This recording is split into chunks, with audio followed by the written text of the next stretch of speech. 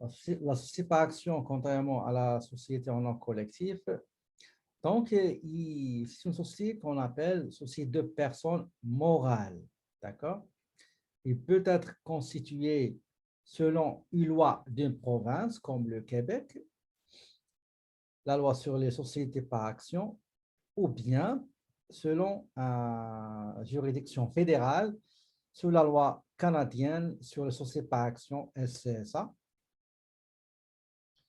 Et il peut être constitué euh, par une personne ou plusieurs personnes qui vont s'associer pour créer cette société-là. Dans la société en nom collectif, les gens qui ont formé l'entreprise, on les appelle les associés. Et les personnes, la personne ou bien les personnes qui vont constituer une société par action, on les appelle les actionnaires. Ça veut dire que c'est les personnes qui détiennent des actions. Par exemple, je dis juste un exemple. Si je dis que moi, j'ai 100 actions, chaque action coûte des dollars. Ça veut dire que ma participation dans l'entreprise, dans le capital, c'est 10 000 dollars. D'accord? Donc, je suis actionnaire dans cette société par action.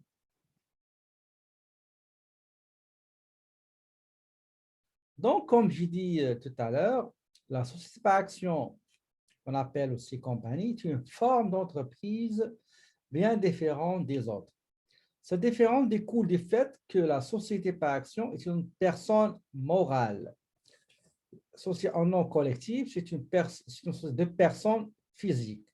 On appelle société de personnes. Une société dans la société en nom collectif, les associés sont les propriétaires. D'accord? Les actionnaires dans la société par action sont des investisseurs. OK? Donc, une société par action appartient à ceux qui détiennent les actions, c'est-à-dire aux actionnaires. Le fonctionnement de la compagnie peut être plus ou moins complexe. Cela dépend principalement du nombre d'actionnaires, d'administrateurs et d'employés qu'elle contient. Quand vous avez juste une petite entreprise, société par action avec un seul actionnaire, avec quelques employés, sa gestion n'est pas la même que dans une grande structure, dans une grande société par action qui a plusieurs actionnaires et un nombre important d'employés.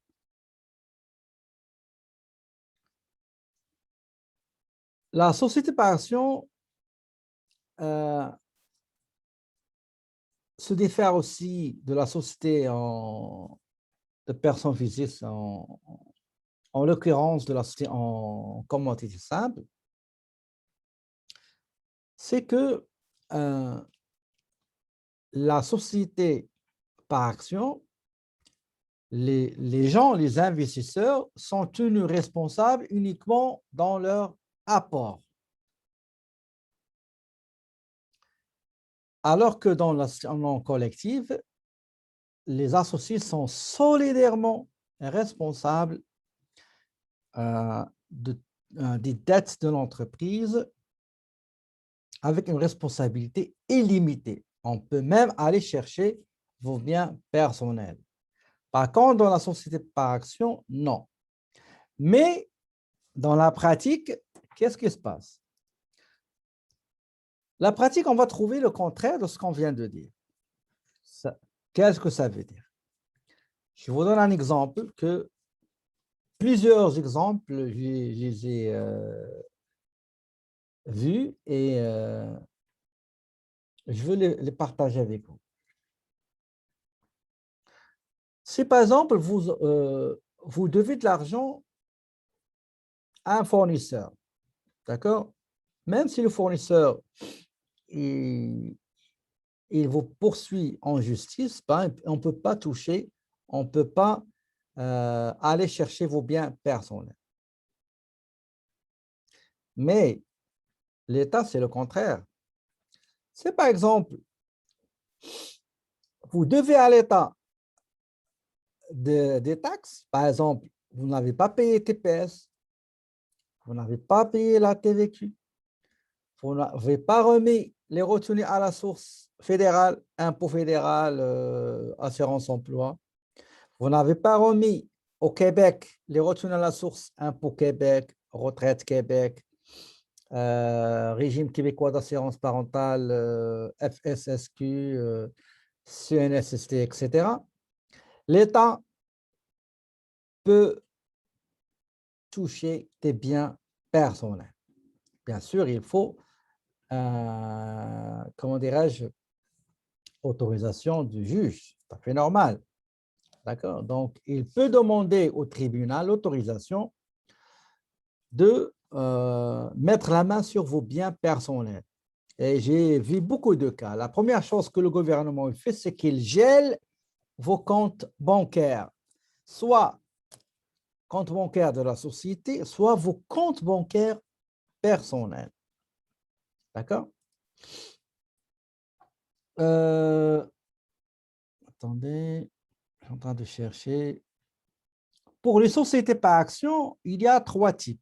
Il y a les entreprises qui sont créées pour faire des affaires, pour faire entrer de l'argent, rien que pour l'argent. C'est ce qu'on appelle les sociétés à but lucratif.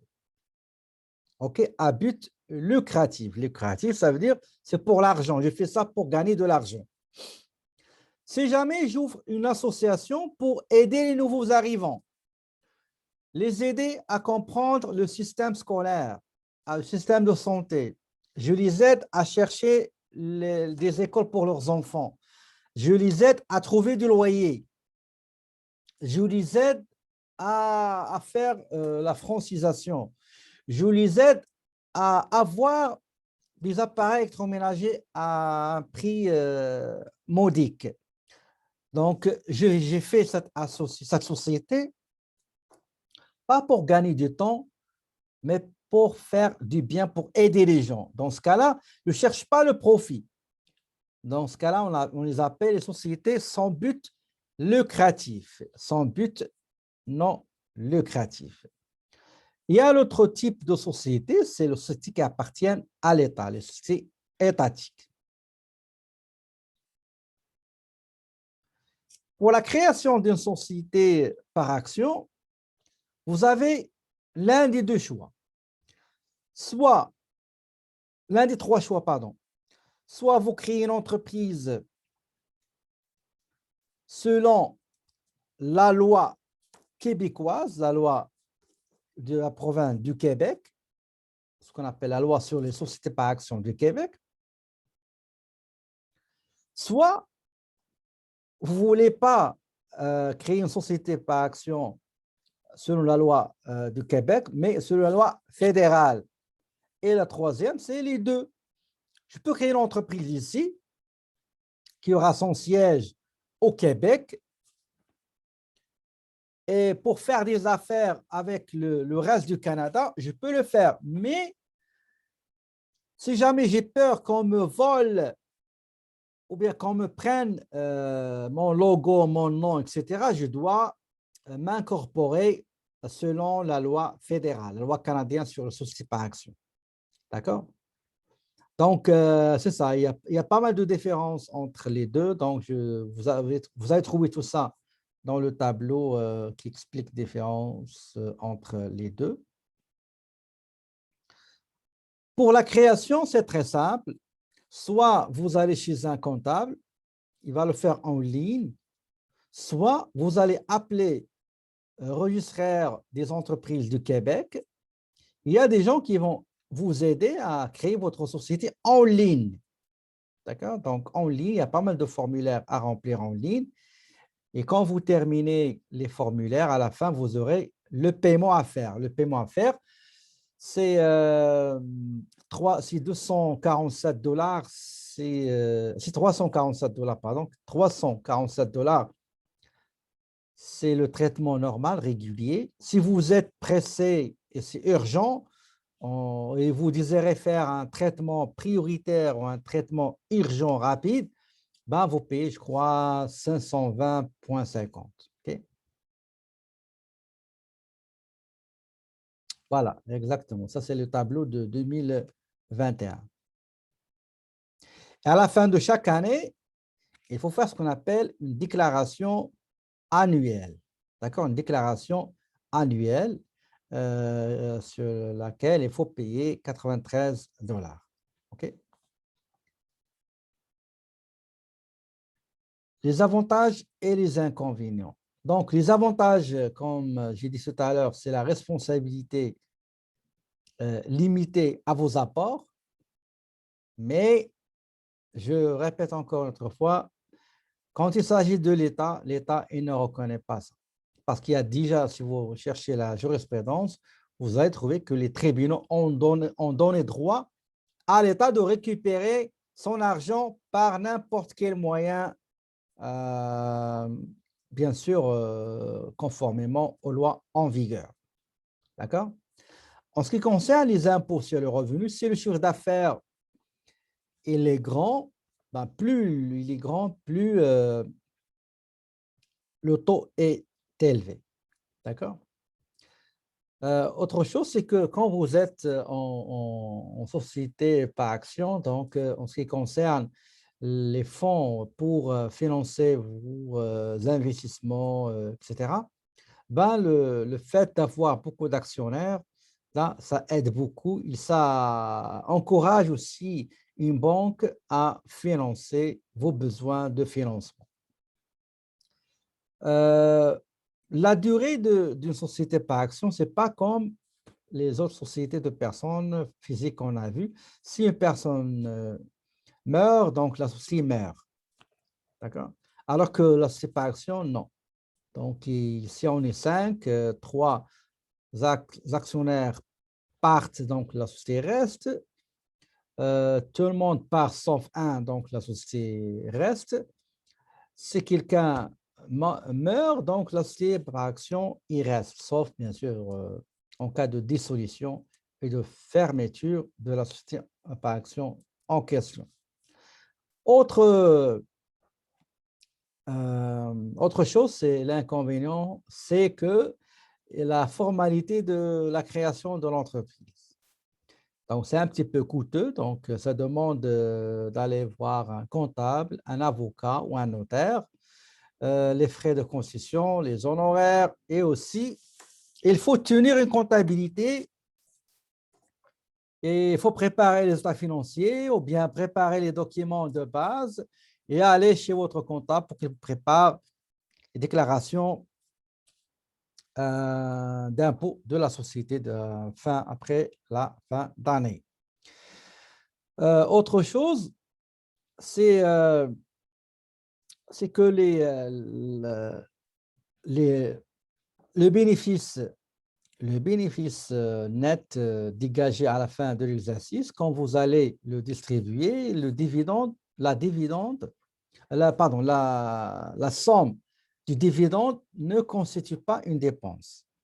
Vous ne pouvez pas déduire les dividendes que vous allez distribuer à vos actionnaires, vous ne pouvez pas les déduire de vos charges. D'accord? euh, Dividende, c'est... Tout à l'heure, on a vu la répartition des bénéfices nets, ok? Donc, les pourcentages. Donc, le montant à répartir, on appelle les dividendes, d'accord? Les montants qu'on va distribuer, on les appelle les dividendes. Dans les autres formes de société qu'on a vues, en ce qui concerne le capital, on a vu qu'on la rubrique appelée les capitaux propres, d'accord? Dans la société par action, on les appelle le capital action, equity in English, ok? En anglais, on les appelle equity ou bien social equity. Quand quelqu'un achète une action, quand quelqu'un a une action dans une entreprise, cette action-là, il lui donne certains droits. D'accord? Parmi ces droits, vous allez participer au vote, vous allez participer aux élections des membres du conseil d'administration, vous allez voter pour ou contre les états financiers présentés. Vous allez donner votre avis sur la nomination d'un vérificateur, les gros investissements, etc. D'accord? Donc, plus vous avez d'actions, plus vous avez un grand privilège dans le vote. Vous avez aussi, l'action vous donne aussi le droit, si jamais on va liquider l'entreprise, ben, si vous voulez bénéficier et prendre les biens qui restent après la liquidation, ben, vous avez ce droit-là. Il y a deux types d'actions. Il y a les actions ordinaires qui donnent le droit de vote, le droit de prendre une part des bénéfices réalisés et le droit aussi de tirer profit de l'actif qu'on va liquider de l'entreprise. Il y a aussi un autre type d'actions, les actions privilégiées qui vous donnent quelques droits, mais ils ne vous donnent pas les droits que dans les actions ordinaires. Par exemple, regardez, privilège de priorité au moment de la distribution du dividende. Vous allez recevoir en premier, parmi les premiers, vous allez recevoir les dividendes par rapport aux autres qui ont les actions ordinaires. D'accord? Donc, il y a pas mal de privilèges que dans les actions privilégiées. Quand vous avez une action, vous devez avoir ce qu'on appelle le certificat. Donc, ce que vous voyez devant vous, c'est le certificat de l'action. Et l'action, il a une valeur nominale. Par exemple, comme celle-là que vous voyez ici. Donc, vous voyez qu'il y a le certificat ici. Il indique qu'il y a 20 000 actions ordinaires. Et chaque action coûte 10 $. 10 $, on l'appelle la valeur nominale. D'accord? La valeur nominale. Je peux vendre mes actions à 15, à 20, etc. D'accord? Vous voyez ici, vous avez l'émission, numéro de certificat. Vous avez le nombre d'actions, la catégorie, est-ce que c'est ordinaire ou privilégié, l'actionnaire détenteur, qu'il signe et accuse réception de présent certificat. Si je vends mes actions, ben on va remplir cette partie-là qui est le transfert des actions. D'accord?